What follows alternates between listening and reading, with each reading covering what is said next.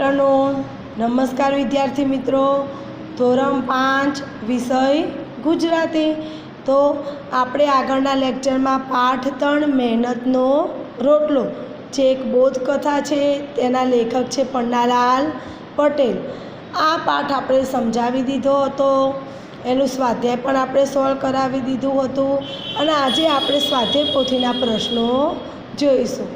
એ પહેલાં વિદ્યાર્થી મિત્રો, હું તમને એક મહત્ત્વની સૂચના આપવા માગું છું કે આપણે જે 20, 21, 22 એટલે કે ગુજરાતી, ગણિત, અંગ્રેજી એટલે કે એ વિષયની એક્ઝામ છે, આપણી જે પહેલી એકમ કસોટી છે એ પરીક્ષા આપણી જુલાઈ મહિનામાં 20, 21, 22 તારીખે આવશે। એમાં જે ગુજરાતી, ગણિત અને અંગ્રેજી ત્રણેય વિષયના પેપરમાં જે પૂછાશે એકમ કસોટીના પેપર, એ અમે તમને જે જ્ઞાન સેતુ PDF મોકલી આપી છે એમાંથી તમારે પેપર પૂછાશે।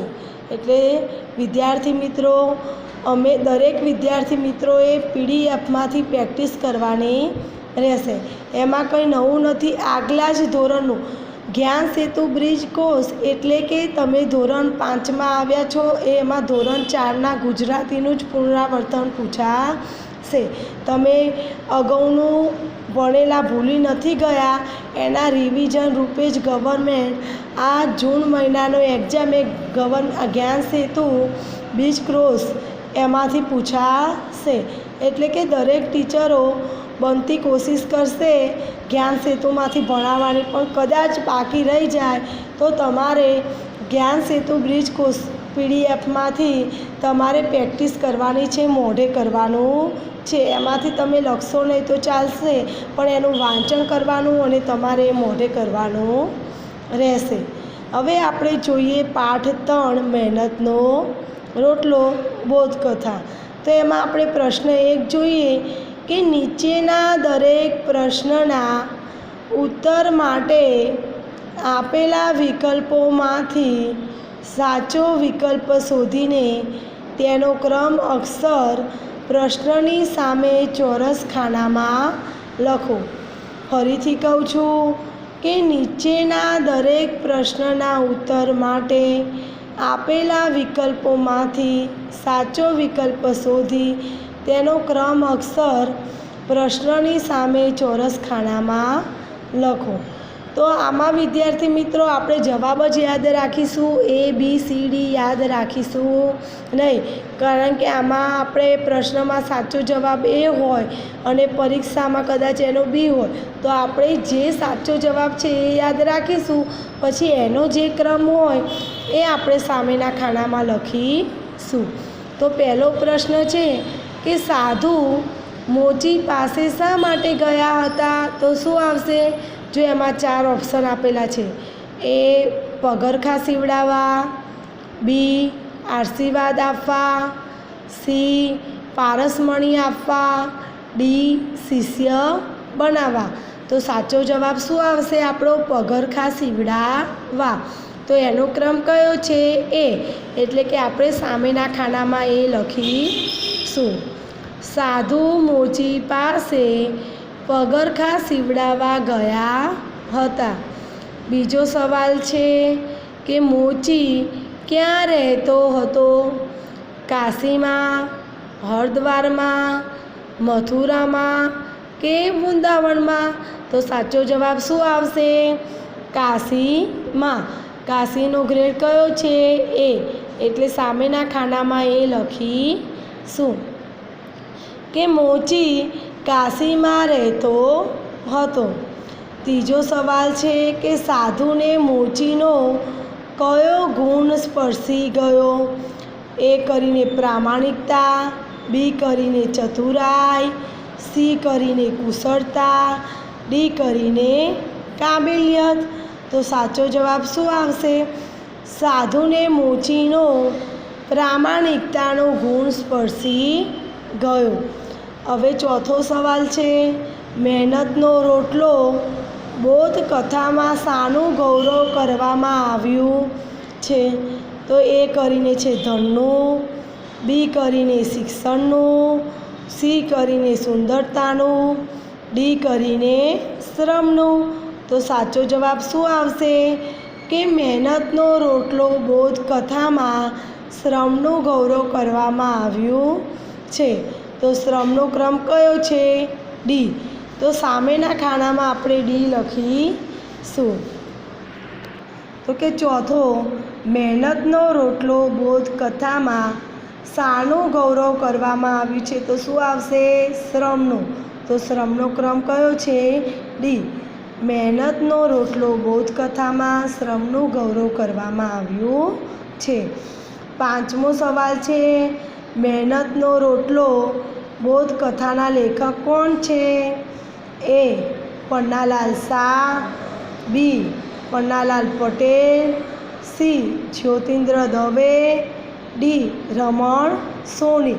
તો તેના લેખક કોણ છે? મહેનતનો રોટલો બોધકથાના લેખક પન્નાલાલ પટેલ છે. હવે જોઈએ પ્રશ્ન 2 કે નીચેના પ્રશ્નોના ઉત્તર એક એક વાક્યમાં લખો. પહેલો પ્રશ્ન છે કે મોચી ભગત સ્વભાવે કેવા હતા? તો શું આવશે? મોચી ભગત સ્વભાવે સાચુકલા, પ્રામાણિક અને સંતોષી હતા. ફરીથી કહું છું કે મોચી ભગત સ્વભાવે કેવા હતા? તો કે મોચી ભગત સ્વભાવે સાચુકલા, પ્રામાણિક અને સંતોષી હતા. બીજો સવાલ છે કે સાધુએ કેટલા રૂપિયામાં પગરખાં લીધા? તો શું આવશે? સાધુએ 1.5 રૂપિયામાં પગરખાં લીધા. ફરીથી કહું છું કે સાધુએ કેટલા રૂપિયામાં પગરખાં લીધા? તો કે સાધુએ 1.5 રૂપિયામાં પગરખાં લીધા. ત્રીજો સવાલ છે કે મોચી પરચુરણ લેવા જવાનું કહે છે ત્યારે સાધુ શું કહે છે? તો શું આવશે કે મોચી પરચુરણ લેવા જવાનું કહે છે ત્યારે સાધુ કહે છે કે બાકીના પૈસાની મારા તરફથી તમાકુ પીજો. ફરીથી કહું છું કે મોચી પરચુરણ લેવા જવાનું કહે છે ત્યારે સાધુ કહે છે કે બાકીના પૈસાની મારા તરફથી તમાકુ પીજો. ચોથો સવાલ છે કે મોચીએ સોનાના ઓજારોનું શું કર્યું? તો કે મોચીએ સોનાના ઓજારો લઈ ઘરના ખૂણામાં નાખી દીધા. ફરીથી કહું છું કે મોચીએ સોનાના ઓજારોનું શું કર્યું? તો મોચીએ સોનાના ઓજારો લઈ ઘરના ખૂણામાં નાખી દીધા. પાંચમો સવાલ છે કે મોચીએ સોનાના ઓજારો કેમ ન વાપર્યા? કારણ કે એ ઓજારો એને મહેનત કરીને મેળવ્યા નહોતા. ફરીથી કહું છું કે મોચીએ સોનાના ઓજારો કેમ ન વાપર્યા? કારણ કે એ ઓજારો મોચીએ મહેનત કરીને મેળવ્યા ન હતા. મોચી માનતો હતો કે ભગવાને જે હાથ પગ આપ્યા છે એ મને બેઠા ખાવા માટે આપ્યા નથી, અને આ જે સોનાના ઓજારો છે એ મારી મહેનતના નથી, એટલે કે મોચીએ ઓજારો ન વાપર્યા. છઠ્ઠો સવાલ છે કે મોચી ભગત નવા ઓજારો ક્યારે વસાવી શક્યા? તો કે મોચી ભગત 12 મહિનાની મજૂરી કરી ત્યારે તે નવા ઓજારો વસાવી શક્યા. ફરીથી કહું છું કે મોચી ભગત નવા ઓજારો ક્યારે વસાવી શક્યા? તો મોચી ભગત 12 મહિનાની મજૂરી કરી ત્યારે તે નવા ઓજારો વસાવી શક્યા. સાતમો સવાલ છે કે માણસના હાથ પગ વિશે મોચી ભગત શું માને છે? તો કે માણસના હાથ પગ વિશે મોચી ભગત માને છે કે ભગવાને માણસને હાથ પગ બેઠા બેઠા ખાવા માટે નથી આપ્યા, પણ કામ કરવા માટે આપ્યા છે. ફરીથી કહું છું કે માણસના હાથ પગ વિશે મોચી ભગત શું માને છે? તો કે માણસના હાથ પગ વિશે મોચી ભગત માને છે કે ભગવાને માણસને હાથ પગ બેઠા બેઠા ખાવા માટે નથી આપ્યા, પણ કામ કરવા માટે આપ્યા છે. 8મો સવાલ છે કે છેલ્લે મોચી ભગત સાધુ વિશે શું કહે છે? તો કે છેલ્લે મોચી ભગત સાધુની પીઠ પાછળ જોતા કહે છે કે આપ ખરા સાધુ. ફરીથી કહું છું, 8મો સવાલ કે છેલ્લે મોચી ભગત સાધુ વિશે શું કહે છે? તો કે છેલ્લે મોચી ભગત સાધુની પીઠ પાછળ જોતા કહે છે કે આપ ખરા સાધુ. હવે આપણે આગળ જોઈએ પ્રશ્ન 9 કે મહેનતનો રોટલો પાઠમાંથી આપણને કયો બોધપાઠ મળે છે? તો આ પ્રશ્ન વિદ્યાર્થી મિત્રો પરીક્ષામાં પણ પૂછાય છે કે મહેનતની કમાણીથી જ જીવનનો સાચો આનંદ મળે છે. ફરીથી કહું છું કે મહેનતનો રોટલો પાઠમાંથી આપણને એ બોધ મળે છે કે મહેનતની કમાણીથી જ જીવનનો સાચો આનંદ મળે છે. હવે આપણે પ્રશ્ન 3 જોઈએ કે નીચેના પ્રશ્નોના ઉત્તર 2-3 વાક્યમાં લખો. તો પહેલો પ્રશ્ન છે કે સાધુને ક્યારે નવાઈ લાગી? તો શું આવશે કે ઘણા સમય પછી. સાધુ જ્યારે મોચીને મળ્યો ત્યારે મોચીએ સાધુને કહ્યું કે તમે ઓજાર બગાડી ગયા હતા એ જ તમે સાધુ મહારાજ. ત્યારે સાધુને નવાઈ લાગી. ફરીથી કહું છું કે ઘણા સમય પછી સાધુ જ્યારે મોચીને મળ્યો ત્યારે મોચીએ સાધુને કહ્યું કે ઓજાર બગાડી ગયા હતા એ જ ને તમે સાધુ મહારાજ. ત્યારે સાધુને નવાઈ લાગી. પ્રશ્ન 2 જોઈએ કે સાધુની જગ્યાએ તમે હોત તો શું કરત? તો કે સાધુ મહારાજની જગ્યાએ હું હોત તો હું મહેનતનો રોટલો કમાઈને જ પોતાનું ગુજરાન ચલાવત. કારણ કે ભિક્ષા માગવાના બદલે મહેનત કરીને મેળવવાથી જ સાચો આનંદ મળે છે. ફરીથી કહું છું કે સાધુની જગ્યાએ તમે હોત તો શું કરત? તો સાધુ મહારાજની જગ્યાએ હું હોત તો હું મહેનતનો રોટલો કમાઈને જ પોતાનું ગુજરાન ચલાવત. કારણ કે ભિક્ષા માગવાના બદલે મહેનત કરીને મેળવવાથી જીવનનો સાચો આનંદ મળે છે. ત્રીજો સવાલ છે કે મોચીની જગ્યાએ તમે હોત તો શું કરત? તો કે મોચીની જગ્યાએ હું હોત તો હું પણ મોચીની જેમ જ વ્યવહાર કરત. કારણ કે જીવનમાં ઉમદા વિચારોને અને સારા વ્યવહારથી જ માણસની કિંમત થાય છે. હવે આપણે જોઈએ પ્રશ્ન 4 કે નીચેના વાક્યો કોણ બોલે છે તે લખો. તો પહેલો પ્રશ્ન છે કે મારી પાસે સીવેલા તૈયાર નથી. તો આ વાક્ય કોણ બોલે છે? મોચી ભગત. બીજો સવાલ છે કે બેફિકર રહો મહારાજ, વાયદો નહીં ચૂકું. આ કોણ બોલે છે? મોચી ભગત. હરામનો પૈસો મને ન ખપે. તો આ કોણ બોલે છે? મોચી ભગત. આ કાચી દુકાનને પાકી કરો. તો આ કોણ બોલે છે? સાધુ. હવે આપણે પ્રશ્ન 5 જોઈએ કે નીચેના અધૂરા વાક્યોની પૂર્તિ કરો. સાધુ કહે જરૂર હો મારે પરમ દિવસે સાંજે જવું છે માટે ઢીલ ન થાય. ફરીથી કહું છું, સાધુ કહે જરૂર હો મારે પરમ દિવસે સાંજે જવું છે માટે ઢીલ ન થાય. બીજું છે કે મહારાજ તમને માણસ પારખતા આવડતું નથી.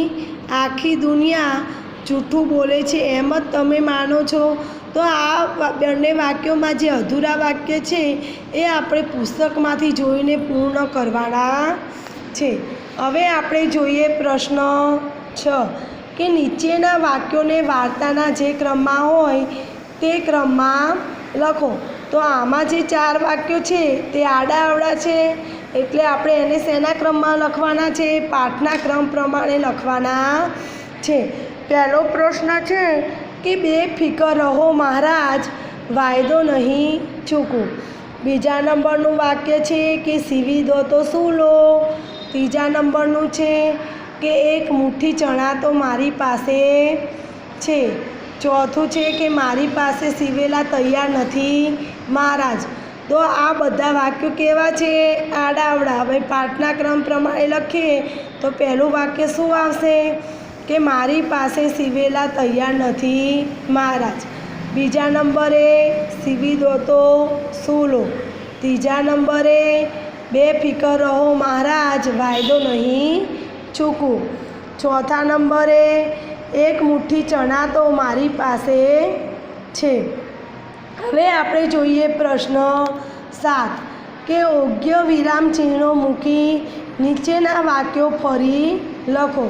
તો પહેલો પ્રશ્ન છે કે શા વિચારમાં પડી ગયા છો મહારાજ?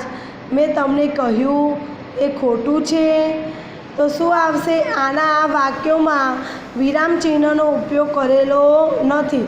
તો આપણે જો અહીંયા કરવાનું અવતરણ ચિહ્ન શા વિચારમાં પડી ગયા છો, પૂર્ણ વિરામ મહારાજ, પછી ઉદ્ગાર ચિહ્ન મેં તમને કહ્યું એ ખોટું છે. સાધુએ તેને 2 રૂપિયા આપ્યા, મોચી પાસે છૂટા ન હતા. એટલે કે સાધુએ તેને 2 રૂપિયા આપ્યા. એટલે અહીંયા વાક્ય પૂરું થાય છે. એટલે આપણે અહીંયા પણ પૂર્ણ વિરામની નિશાની કરીશું. મોચી પાસે છૂટા પૈસા ન હતા. એટલે કે આ પણ વાક્ય પૂરું થયું. એટલે આપણે અહીંયા પણ પૂર્ણ વિરામની નિશાની કરીશું. મોચી ભગત, મારા પગના પગરખાનું શું પડે? તો મોચી ભગત પૂછે છે. અહીંયા ઉદ્ગાર ચિહ્ન પછી કે મારા પગના પગરખાનું શું પડે? એટલે કે આ વાક્ય પૂરું કરી અહીંયા આવશે પ્રશ્ન ચિહ્નની નિશાની આવશે. જરૂર હો, મારે પરમ દિવસે સાંજે જવું છે માટે ઢીલ ન થાય. તો જરૂર હો અહીંયા ઉદ્ગાર ચિહ્નની નિશાની, મારે પરમ દિવસે સાંજે જવું છે માટે ઢીલ ન થાય. એટલે અહીંયા વાક્ય પૂરું થાય. એટલે આપણે અહીંયા પૂર્ણ વિરામની નિશાની કરીશું. નાહકના શું કામ ધક્કા ખાવ છો? સાંજે આવજો જાઓ. તો કે નાહકના શું કામ ધક્કા ખાવ છો? અહીંયા પ્રશ્ન ચિહ્ન, સાંજે આવજો જાઓ. એટલે કે અહીંયા વાક્ય પૂરું થાય છે. એટલે અહીંયા પૂર્ણ વિરામની નિશાની કરીશું. હવે આપણે પ્રશ્ન 8 જોઈએ કે પાઠના આધારે કૌંસમાંથી યોગ્ય શબ્દ પસંદ કરી ખાલી જગ્યા પૂરો. તો આમાં કૌંસમાં 2 શબ્દ આપેલા છે. તો જે સાચો જવાબ હોય એ જ આપણે ખાલી જગ્યામાં લખીશું. બેફિકર રહો મહારાજ, ખાલી જગ્યા નહીં ચૂકવું.